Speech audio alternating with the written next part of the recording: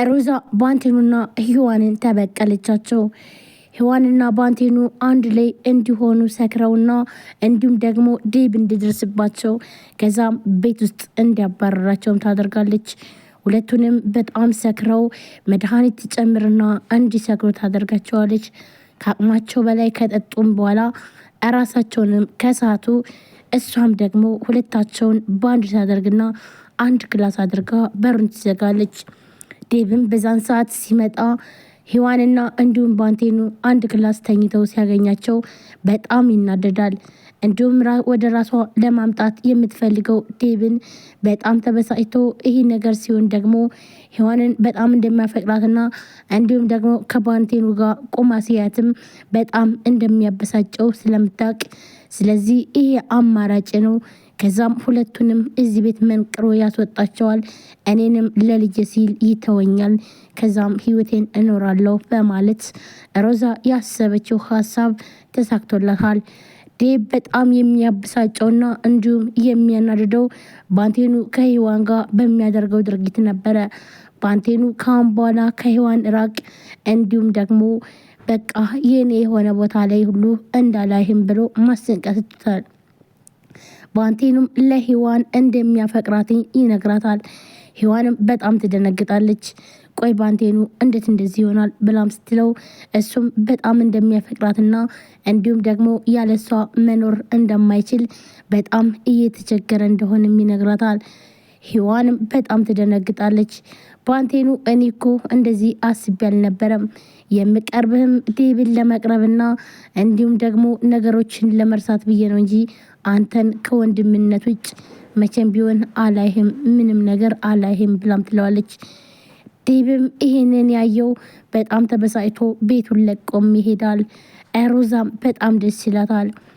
ሮዛ ይሄን ነበር የምትፈልገው፣ ባንቴኑና ሔዋንን አንድ ላይ በማድረግ ዴብ ሲመጣ በጣም ነበር ደስ ያላት። ይህ ማለት እንግዲህ ዴብ ሲያይ እንደሚናደድና ሁለቱንም ከቤት እንደሚያባረራቸው ባንቴኑን ከዚህም በፊት ከቤት አባሩት ቢሆንም ነገር ግን ደግሞ ዴብን በሚጎዱ ሰዓት የሮዛ ሰዎች ወይም ደግሞ ሮዛ የቀጠረቻቸው ዴብን ግደሉትኝ በምትልበት ሰዓት ይህንን የሰማው ባንቴኑ ደግሞ እየሮጠ ሄዶ ህይወቱን አጥፎት ነበረ። እናም በዛን ሰዓት አንተን የደረስክልኝ ወንድሜ አመሰግናለሁ ብሎም በህይወቴ ሰዓት ህይወቴ ሊያጠፉኝ ሲሉ ወይም ደግሞ አንተ ባደርስልኝ ሞቼ ነበር በማለት ባንቴኑን ያመሰግነውና ወደ ቤት እንዲመለስም ያደርገዋል። እንዲሁም ይቀራረባሉ። ነገር ግን ሔዋንና ባንቴኑና እንዲሁም ሮዛ ባልና ሚስት ሆነው አንድ ቤት ውስጥ ነው እስከዛሬ ድረስ ዴብን ሲጫወቱበት እንደነበረ ባወቀበት ሰዓት ግን ባንቴኑን ምንቅርቅር አድርጎ ነበረ ከቤት ያስወጣው። ሮዛንም ግዴታ ሆኖበትና እንዲሁም ደግሞ ማስወጣት የማይችልበት መንገድ ላይ ስለሆነ ነው እንጂ በሮዛ በጣም ተበሳጭቶም ነበረ። ነገር ግን ደግሞ ሮዛ እርጉዝ ነኝ ስላለችው ዴብ ደግሞ በጣም ለብዙ አመታት ልጅ በጣም ይፈልግ ነበረ። ይህን ደግሞ ከማንም ማግኘት አልቻለም ነበር። ነገር ግን በአሁን በስተመጨረሻም ልጅ ሊወልድ ነው ስትለው እሱም ይሄ ሁሉ ነገር ምንም ነገር እንኳን የሚያስቆመኝ ነገር የለም፣ በጣም ደስተኛ ነኝ ካሁን በኋላ ብሎ ሮዛ ባታስደስተውም ግን ደግሞ ነገ ልጁን ለማየት በጣም ደስ ብሎት እየኖረ እያለ ነገር ግን አሁን ደግሞ በጣም የሚያስፈራና እንዲሁም ደግሞ የሚያሳዝነው ነገር ግን ዴብ የሱ ልጅ እንዳልሆነና እንዲሁም ሮዛ የማናቸው እንደሆኑ ስለማታቅ ከብዙ ሰዎች ጋር ስለምትሆን ጭራሽ ልጇም የማን እንደሆነ አታቅም። ግን ደግሞ የማንም ይሁን የማን አሁን ግን ደግሞ ዴብ ቤት እንዲቆይ አድርጎኛል፣ ይሄን ደግሞ ሁሉን ነገር አስተካክላለሁ ብላም ቁጭ ብላለች። ዴብም ይሄ ሁሉ ነገር ብታደርግም ምንም ችግር የለውም፣ ልጄን ውለጅ እንጂ ለአይንሽም አታዩም፣ ልጄን እኔ ያሳድጋለሁ፣ አንቺ ከህይወቴ ምን ቀርብለሽ ትወጫለሽ ብሎም ይላታል። ይሄንን እናያለን እያለች ሮዛም ቀጥላበታለች። ሰላም ሰላም፣ ጤና ይስጥልን ውድና የተከበራችሁ የቻናል ቤተሰቦች እንዴት ናችሁ? ለዚህ ቻናል አዲስ የሆናችሁ ሰብስክራይብ፣ ላይክ፣ ሼር በማድረግ ቤተሰቡን ቤተሰብናችሁም ከልብ ነው ማመሰግነው። ውድ ቤተሰቦቼ ትንሿ ሙሽራ ቀጣይ ክፍል ይዤላችሁ መጥቻለሁ።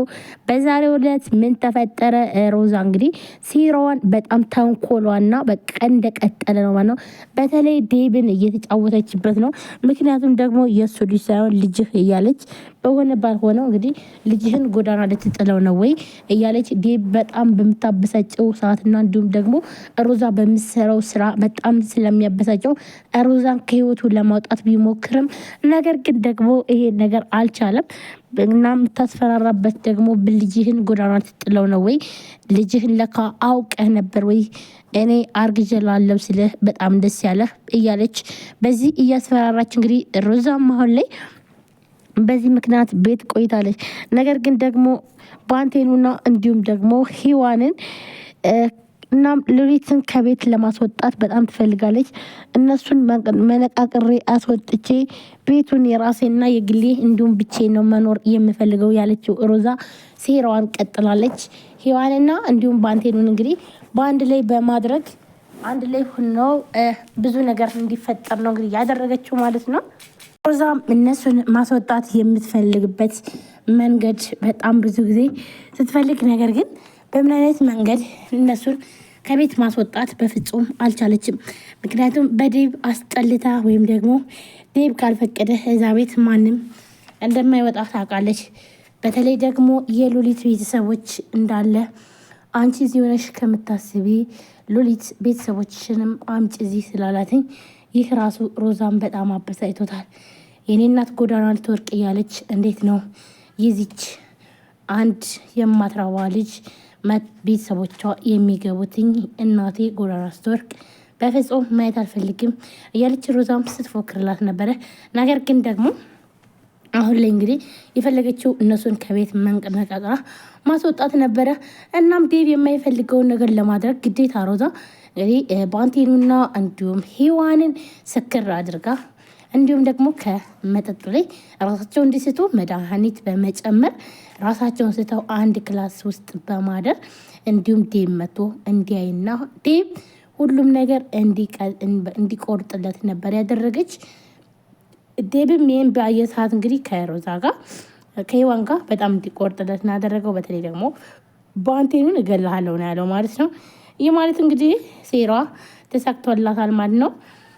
ሲቀጥል ደግሞ ያው ሁላችንም እንደምናውቀው ሂዋን ለፍቅሯ ብላ ግን እዚህ ቦታ ላይ እየቆየች እንደሆነና እንዲሁም ደግሞ ዴቭ እንዳይጎዳ በጣም ብዙ ነገር ስትከላከላት እንደነበረ እንጂ ጭራሽ ከባንቴኑ አይደለም ፍቅር ምንም አይነት ነገር የላትም።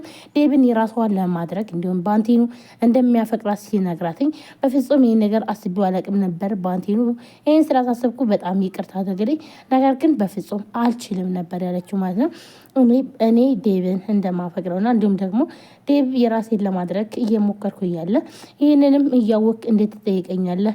ለማንኛውም እንድታስብ ስላደረግኩ በጣም አዝናለሁ ብላ ነው የመለሰችለት። ዴቭ ማለት ባንቴኑም እንግዲህ በሷ ፍቅር እንደወደቀና እንዲሁም ደግሞ ያለሷ ማሰብ እንዳልቻለ በጣም እንደሚያፈቅራት ይነግራታል። ሂዋንም በጣም ትደነግጥ